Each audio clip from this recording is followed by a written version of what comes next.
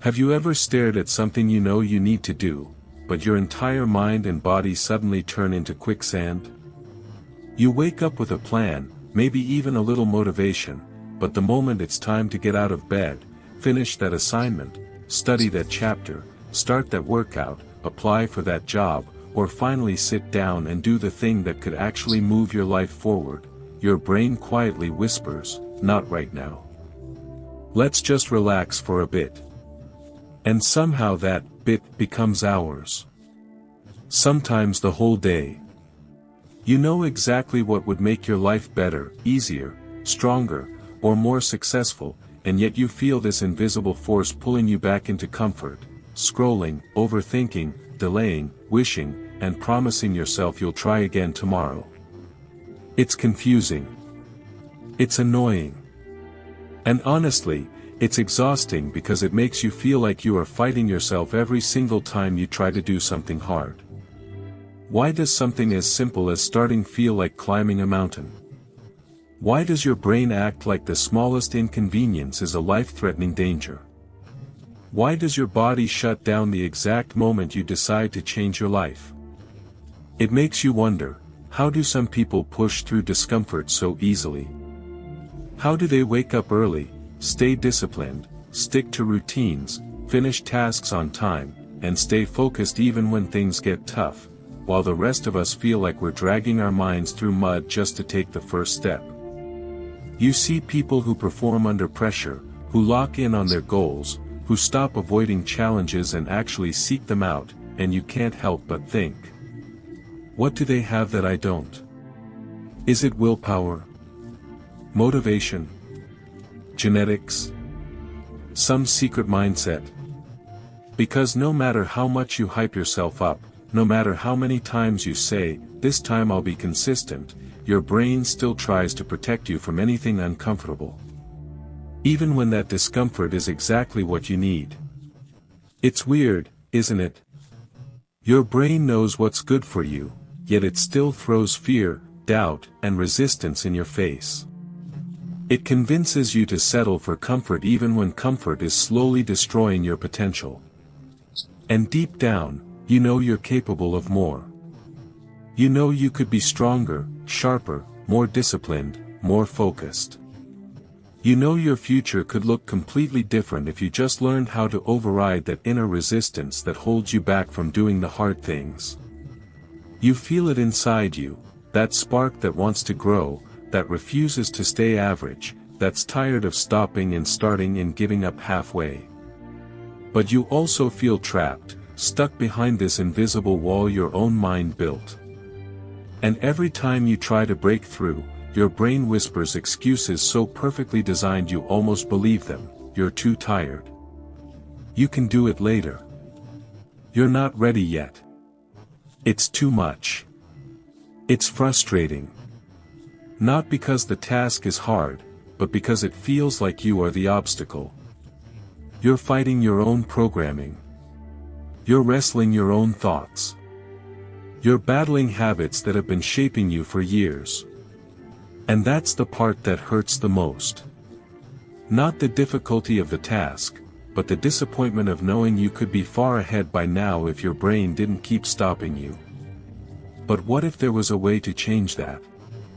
What if there was a method, not just motivation, not just discipline, but a mental shift that trains your brain to naturally choose the hard path, to stop resisting growth, and to finally make discomfort your ally, not your enemy? Because your mind isn't broken. It just needs a new way to operate. And once you learn it, everything changes. You see, throughout history, different cultures developed secrets for mastering the mind. Some relied on discipline, some on ritual, some on philosophy. But few methods combine all three the way the Lotus method does. It's an ancient Eastern approach that isn't about forcing yourself through pain with brute strength, it's about rewriting your inner response to difficulty. It teaches your brain to lean toward the hard path instead of running from it. And this philosophy wasn't born in peaceful meditation halls. It was tested in real battle, in real struggle, in lives where hesitation meant defeat. To understand it, you have to go back, far back, to 12th century Japan, during the violent and chaotic Genpei War. This was an era of shifting loyalties, collapsing clans, and warriors who shaped the country's future with their swords. Among them existed one of the most feared and respected figures of the time, a warrior monk named Benkei. Benkei wasn't always a legendary figure. In fact, when he was young, he was uncontrollable, a storm in human form. He towered above most men, strong, aggressive, unpredictable. He grew up in sacred temples but carried fire in his veins. Instead of peace, he chased conflict. Instead of prayers, he preferred the sound of clashing steel. He challenged anyone who crossed his path, whether they were warriors, travelers, monks, or nobles. People told stories about him like he was a force of nature, impossible to stop, impossible to ignore. But everything changed the night he chose the wrong opponent. He had been waiting on Gojo Bridge, stopping samurai who passed by and collecting their swords as trophies. He had taken hundreds by then. His reputation spread so far that some samurai avoided the bridge entirely. But one night, a young, graceful, almost delicate-looking warrior appeared. His name was Minamoto no Yoshitsune, though Benkei didn't know that yet. All he saw was another challenger, another prize to claim. Benkei swung with the confidence of a man who had never lost. But Yoshitsune moved like wind. It wasn't strength that defeated Benkei, it was precision, control, and mastery. For the first time in his life, Benkei felt what it meant to face someone who didn't resist the challenge, someone who embraced it. When he fell to the ground, he expected humiliation. He expected triumph in the other man's eyes. But instead, Yoshitsune offered something entirely different, not mockery, not dominance, but respect. And in that moment, Benkei understood, this man had grown strong not by avoiding difficulty but by walking directly into it. So Benkei made a decision that stunned everyone. He bowed. And from that night on, he swore loyalty to Yoshitsune, not as a servant, but as a warrior who finally found a master worth following. That moment on the bridge became the catalyst that shaped the rest of his life. Under Yoshitsune's guidance, Benkei experienced hardship on a completely different level. They traveled through mountains blanketed in ice, crossed rivers swollen with thunderous currents, and survived nights where hunger felt like an enemy of its own. They fought battles where the outcome could shift with one mistake. And every step of the journey forced Benkei to confront parts of himself he had always ignored. He learned that pain was not his enemy. Comfort was. He began to see something that few people ever realize, that growth is rarely found in ease. That the moments which break you are the same moments that shape you. That discipline is not punishment, it's liberation. And that every challenge carries a lesson if you stop running from it. This is where the idea behind the Lotus method was born. The lotus flower is a symbol found all across Eastern philosophy, not because it's beautiful, but because of where it grows. It doesn't bloom in perfect, clean water. It pushes itself upward through thick mud, darkness, and decay. It breaks through filth before it ever touches light. And that journey is the reason the lotus becomes one of the purest flowers on earth.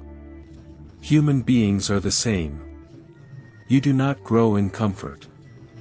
You grow when you rise through your own mud, your fears, your weaknesses, your resistance. Benkei understood this. Yoshitsune lived it. And together, their story became a living example of the Lotus method, not avoiding struggle, but transforming through it. So the question becomes, how do you apply this ancient idea to your own modern life? How do you turn discomfort into strength? How do you break the cycle of avoidance and finally train your mind to walk toward the hard things? That's where the 4 steps come in, the same steps practiced by warriors, monks, and philosophers for centuries. The same process that shaped Benkei from a reckless fighter into a disciplined legend. Now, let's break down the first step. The first step of the Lotus method is called Nidda, the seed of endurance. To understand this, imagine a lotus buried deep beneath the surface of a murky pond. It cannot see light. It cannot predict when it will rise. All it knows is darkness, weight, and pressure. But it doesn't panic. It doesn't question whether it belongs there. It simply accepts the mud as part of its journey. This is the lesson of Nidda: discomfort is not a signal to stop. It is the starting point. Modern neuroscience calls this psychological flexibility, the ability to experience an uncomfortable emotion or sensation without immediately trying to escape it. But long before science had names for these concepts, warriors like Benkei were already living them. After his defeat at Gojo Bridge, Benkei had to confront a new kind of discomfort, the discomfort of humility. For a man who had never lost, submitting to another warrior felt like stepping into darkness. But instead of resisting it, he embraced it. He allowed himself to stay in the mud of that moment. And that decision became the foundation of his growth. Real endurance isn't about physical toughness, it's about emotional stability. It's about standing firm when your mind screams for escape. It's about carrying yourself with intention even when you feel uncertain. Benkei began his journey with Yoshitsune under this principle. During brutal winter marches, when the cold cut through armor like blades, he didn't collapse into self-pity. During nights without food, when hunger felt like it was clawing at his stomach, he didn't rage or panic. He breathed. He stabilized. He reminded himself that discomfort wasn't a threat, it was a teacher. The lotus begins in darkness. So do we. And so, when you face a difficult task, studying when you feel unmotivated, exercising when you're tired, working when distractions pull you apart, your first step is Nidda. Do not fight the feeling. Acknowledge it. Move anyway. This is the seed stage of your transformation. But a seed does not stay buried forever. Eventually, it begins to rise, pushing upward through the mud toward the faint promise of light. This transition leads us to the second step of the Lotus method, Kanso, the reflection of growth. Kanso is the moment when the lotus nears the surface and begins to catch glimpses of the world above the water. It is still stuck in mud, but now there is reflection. Light bends across the water's surface, showing the lotus what it is becoming. In samurai teachings, this was known as seeing one's true nature. Most people never pause long enough to notice their own progress. They move from one task to the next without acknowledging their effort. This is a mistake, because the human brain needs evidence of growth to build motivation. Without reflection, your progress goes unseen, and unseen progress feels like no progress at all. Benkei learned this early in his training. Yoshitsune was young but incredibly disciplined, and he taught Benkei to reflect after every battle, every journey, every hardship. Not with pride, but with clarity. He asked questions. What did you learn today? What weakness did you confront? What did you overcome that would have broken the old you? These reflections weren't about celebrating victories, they were about recognizing change. And with every reflection, Benkei noticed subtle shifts in himself: more control, more patience, more intention. The same man who once fought recklessly now fought with purpose. Kanso is the moment when you look at your own life and say, I am not who I was last week. I am growing, even if it's slow. I am changing, even if the world hasn't noticed yet. Modern psychology confirms this. When you track your wins, even the small ones, your brain strengthens the neural pathways that lead to perseverance. You are literally rewiring your mind to continue forward. A simple weekly reflection can transform your sense of progress. What hard thing did I face? What did I feel? How did I respond? What did I learn from it? How am I better than before? This is not journaling for aesthetics. This is training for resilience. As the lotus rises, it reflects the light while still moving through mud. That is Kanso. You are not out of your challenges yet, but you can finally see the transformation happening. And that vision gives you strength to keep pushing. But beyond reflection lies something deeper. There comes a point where the lotus breaks the surface entirely. The moment when it is no longer just growing, it is changing. Its identity shifts. Its purpose becomes clear. This leads us into the third step of the Lotus method, the stage where pain becomes meaning, and meaning becomes mastery. That stage is called claim. And this is where the real transformation begins. The third step of the Lotus method is called claim, the stage of transformation, identity, and transcendence. If Nitya is endurance and Kanso is reflection, then claim is the moment when struggle stops being something you merely survive, and becomes something you draw strength from. It is the moment discipline becomes part of who you are, rather than something you force yourself to do. To understand claim, imagine the lotus finally breaking the water's surface. After pushing through darkness, pressure, and mud, it reaches open air. This is a turning point, not because the struggle is over, but because the flower's relationship with struggle has changed. It doesn't fight upward anymore. It rises naturally. It moves with purpose. It transforms from a buried seed into something alive with direction. Benkei experienced his claim during the long campaigns he fought alongside Yoshitsune. By this time, he had already faced countless battles and endured every form of hardship imaginable, storms that shattered tents, enemies who struck without warning, harsh terrain that pushed their bodies beyond exhaustion. But there came a point where pain no longer shook him. Hunger no longer distracted him. Fear no longer dictated his decisions. He wasn't being shaped by the journey anymore. He had become the journey.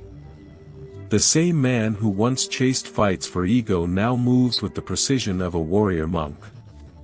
He woke before sunrise, trained with intention, sharpened his mind as much as his blade, and stood guard with a patience that once would have been impossible for him. What changed? His identity. See, discipline isn't about forcing yourself to do hard things. That approach only carries you a short distance before your willpower cracks. Real discipline comes when the hard thing becomes part of who you are, when the identity you build is aligned with the actions you take. Benkei no longer forced himself to be strong. He identified as the one who persists. He no longer pushed himself to endure pain. He believed pain had purpose. He no longer battled discomfort. He walked with it. This is claim. The transformation from, "I have to do this," into, "This is who I am." Modern neuroscience calls this identity-based habit formation. When you repeatedly choose the hard path, the brain rewires itself. Neural circuits strengthen, emotional responses shift, impulses weaken, and you become more resilient not because you're trying to, but because your brain has adapted to the path you chose. Once you reach claim, consistency is no longer a struggle. It is your default mode. This is why mastering the hard things becomes easier over time. The brain learns from repetition. The more you walk the path of discipline, even in small daily actions, the more natural it becomes. A warrior is built not through one monumental moment, but through 1,000 invisible decisions. But the Lotus method doesn't end at claim, There is one final step, the stage that represents the full bloom, the complete transformation, the mastery of discomfort. This is the moment when everything you've endured, reflected upon, and practiced finally takes shape. This stage is called bloom. The lotus flower blooms above the water, untouched by the mud it rose from. It stands clean, bright, and fully alive. And yet, the mud remains beneath it, part of its story, part of its strength, part of everything that made the bloom possible. The lotus doesn't escape its struggle. It transcends it. For the warrior, bloom is not perfection. It's not about becoming fearless or invincible. It is about embodying a new relationship with difficulty.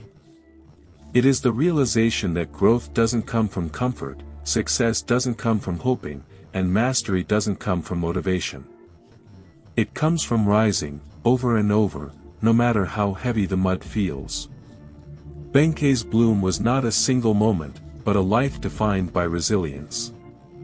In the final years of his journey with Yeshitsun, he became a symbol of unwavering loyalty and strength.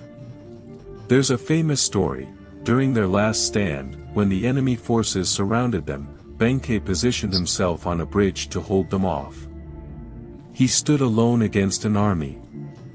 And when the soldiers finally approached him, they realized something unbelievable: he died standing. His final act reflected everything he had become: disciplined, unyielding, transformed. That is bloom, the ultimate expression of the Lotus method. And for you, bloom is simpler but just as powerful. It's when you begin choosing the hard path naturally.